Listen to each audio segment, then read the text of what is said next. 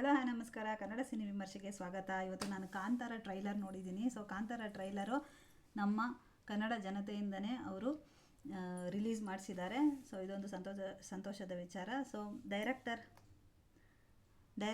ರಿಷಬ್ ಶೆಟ್ಟಿ ಅವರು, ಪ್ರೊಡ್ಯೂಸರ್ ವಿಜಯ್ ಕಿರಗಂದೂರ್ ಅವರು. ಇದೆಲ್ಲ ಗೊತ್ತಿರೋ ವಿಚಾರನೇ. ಸೊ ಕಾಂತಾರದ ಹೈಪು ತುಂಬ ಇತ್ತು.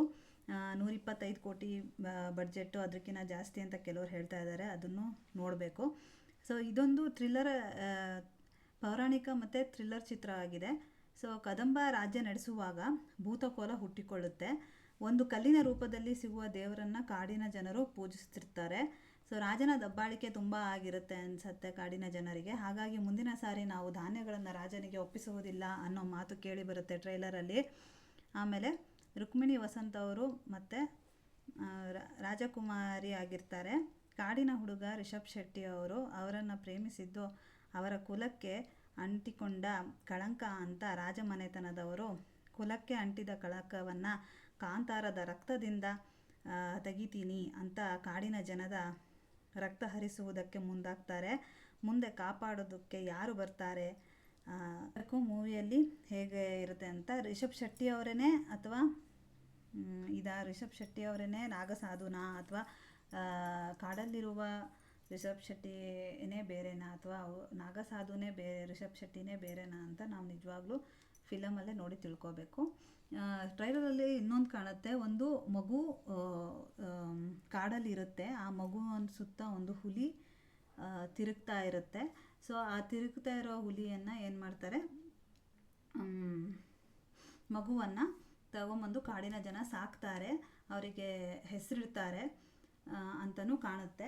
ಆಮೇಲೆ ಆ ಹುಡುಗ ಯಾರು ಏನು, ಅವರೇ ರಿಷಬ್ ಶೆಟ್ಟಿನ ಅಲ್ವಾ ಅಂತ ಇನ್ನೂ ಗೊತ್ತಿಲ್ಲ, ಮೂವಿಯಲ್ಲಿ ನೋಡಬೇಕು.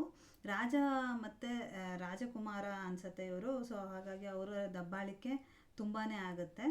ರುಕ್ಮಿಣಿ ವಸಂತ್ ಅವರು ಕಾಡಿನ ಜನಕ್ಕೆ ನೋಡೋದಕ್ಕೆ ಅಥವಾ ರಿಷಬ್ ಶೆಟ್ಟಿ ಅವ್ರನ್ನ ನೋಡೋದಕ್ಕೆ ಕಾಡಿಗೆ ಬರ್ತಾರೆ.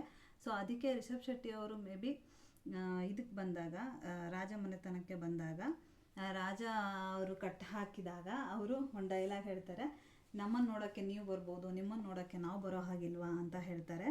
ಸೊ ಹಾಗಾಗಿ ಈ ಥರ ಅವರ ಪ್ರೇಮ ಕಥೆಯಿಂದ ಸ್ವಲ್ಪ ಪ್ರಾಬ್ಲಮ್ ಆಗುತ್ತೆ ಅಂತ ಟ್ರೈಲರಲ್ಲಿ ಕಾಣ್ತಿದೆ. ಬಟ್ ಅದಾದಮೇಲೆ ಕಾಡಿನ ಜನಕ್ಕೆ ತುಂಬ ತೊಂದರೆ ಆದಾಗ ಕಾಡಿನ ಜನಕ್ಕೆ ಬಚಾಯಿಸೋಕ್ಕೆ ಬರೋದು ನಾಗಸಾಧು ಆದ ರಿಷಬ್ ಶೆಟ್ಟಿ. ಎಲ್ಲಿರ್ತಾರೆ ಅಷ್ಟು ದಿನ, ಅಥವಾ ಇವರೇ ಅದಾಗಿ ಬದಲಾಗ್ತಾರಾ ಅಂತ ನೋಡಬೇಕು. ಇನ್ನು ರುಕ್ಮಿಣಿ ವಸಂತ್ ಅವ್ರನ್ನ ನೋಡೋದಾದರೆ ತುಂಬ ಚೆನ್ನಾಗಿ ಅವರಿಗೆ ಡ್ರೆಸ್ಸು ಮೇಕಪ್ ಎಲ್ಲ ಮಾಡಿದ್ದಾರೆ. ಅವ್ರು ತುಂಬ ಚೆನ್ನಾಗಿ ಕಾಣ್ತಿದ್ದಾರೆ. ಇವರಿಬ್ಬರು ಲವ್ ಸ್ಟೋರಿ ಇದೆ ಅಂತ ಅಂತೂ ನೀಟಾಗೆ ಟ್ರೈಲರಲ್ಲಿ ತೋರಿಸಿದ್ದಾರೆ. ತುಂಬ ಚೆನ್ನಾಗೇನೂ ಕಾಣ್ತಾ ಇದೆ ಇವ್ರದ್ದು ಗೆಟಪ್ ಎಲ್ಲ. ಹಾಗಾಗಿ ಕಾಂತಾರ ಮೂವಿ ತುಂಬ ಚೆನ್ನಾಗಿದೆ. ಬಟ್ ಅದು ಹೇಗೆ ಇನ್ನೂ ಟರ್ನ್ ತಗೊಳುತ್ತೆ ಅಂತ ಹೇಳ್ಬಿಟ್ಟು ನೋಡಬೇಕು. ಇದಿಷ್ಟು ಟ್ರೈಲರಲ್ಲಿ ಗೊತ್ತಾಗಿರೋದು. ನಿಮಗೇನು ಅನಿಸ್ತು ನೀವು ಟ್ರೈಲರ್ ನೋಡಿದರೆ ಅಂತ ನನಗೆ ಕಮೆಂಟ್ ಮಾಡಿ ತಿಳಿಸಿ. ಅಲ್ಲಿವರೆಗೂ ಟೇಕ್ ಕೇರ್, ಬಾಯ್ ಬಾಯ್.